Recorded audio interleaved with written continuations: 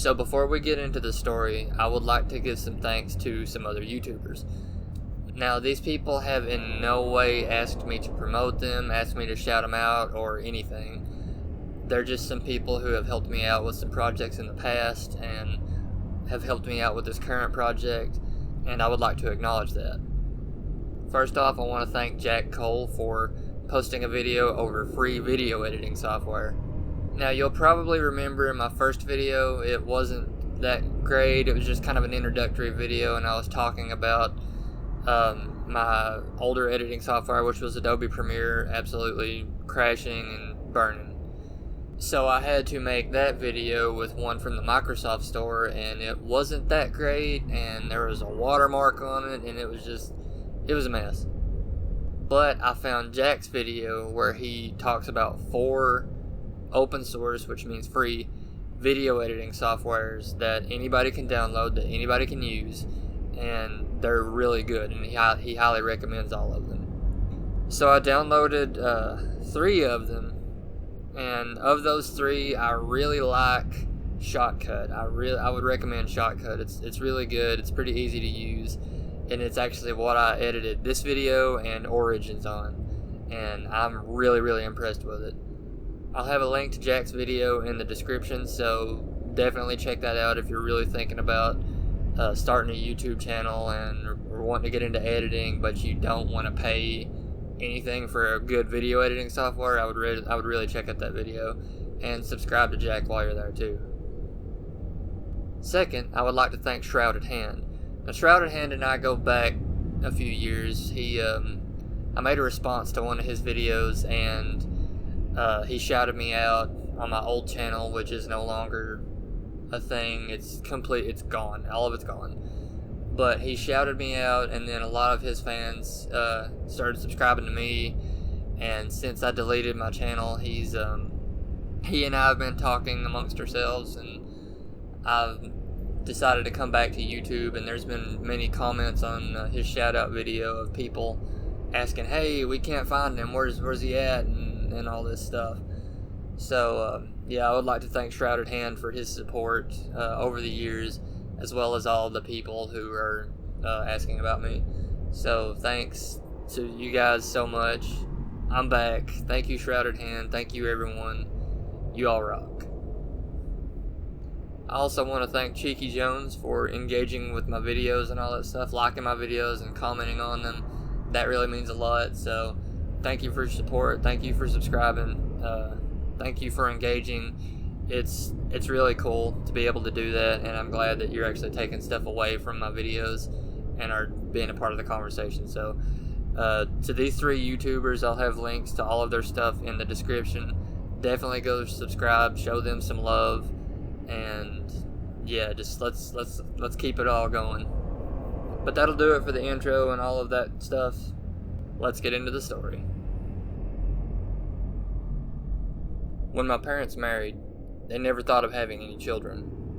They were content with just being by themselves for the time. They would, however, babysit the son of some family friends.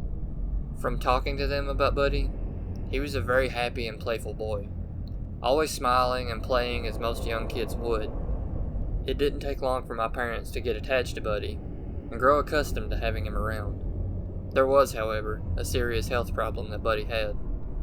Buddy had a type of septal defect, which means there was a hole in one of the chambers of his heart. I can't remember the details, but something kept the condition from being treated. I don't know if Buddy's age was a factor or if the treatment was even available at the time. Regardless of the condition, Buddy lived his life, enjoying every moment and bringing joy to everybody who knew him. The condition would eventually go on to take its toll on Buddy, and he would pass away at the age of 8. The effect Buddy had on my parents would have them considering starting a family of their own, and I came along a year or so later. This is another story in which I can only relate details as they were told to me. I was just a toddler when this happened, but I did see something, and was old enough to talk about it. My parents had me in their bedroom, which could look straight down a hallway and into the living room. While we were playing, my attention was grabbed by something down the hall, and I called for Mom and Dad. They say I told them there was a boy in the living room, and he wanted to play. Mom and Dad looked down the hall and into an empty living room. They assured me no one was in there, but I was adamant there was. I would go on to describe the boy even further, saying he was wearing a red shirt, and that he knew them, and not to worry because everything was okay. I sat on the bed and even pointed in the direction, only for my parents to see absolutely nothing. My family is a very close bunch. We have a ton of photos taken at reunions and get-togethers and anything of the like. Many of these photos were kept in a huge Rubbermaid tub, which was kept away given the fact there is a toddler running around.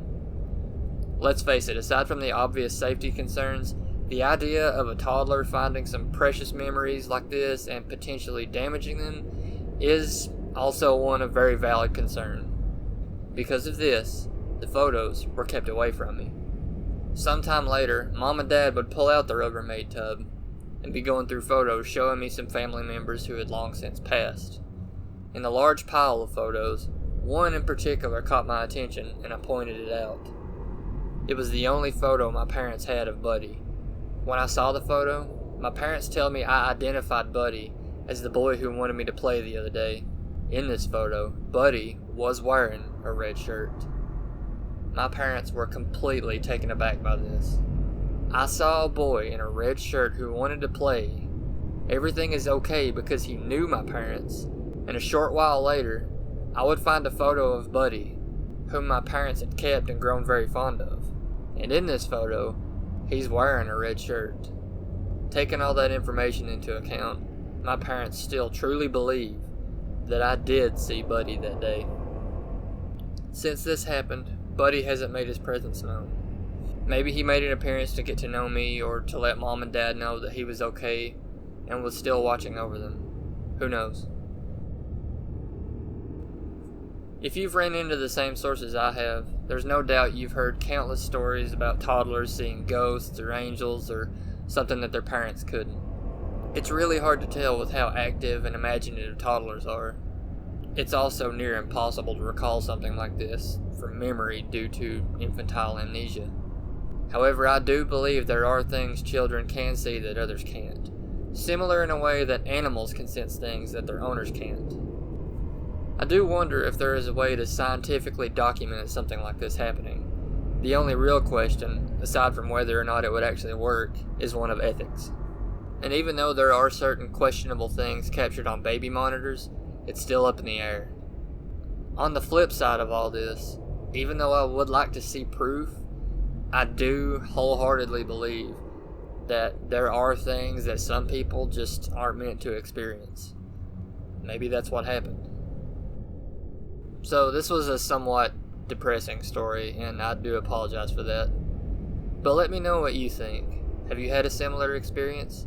Or any possible ways to document what I had stated earlier, or just your beliefs in general on the topic? I'm interested in hearing all of it, so feel free to leave it all in the comments below. I want to thank you so much for watching this video. If you enjoyed it, leave a like, and if you're interested in hearing more, consider subscribing. I have a list of many videos to share yet, so I'll be posting a lot. But that'll wrap this one up. I hope you'll tune in for the next story. Until then, catch y'all later.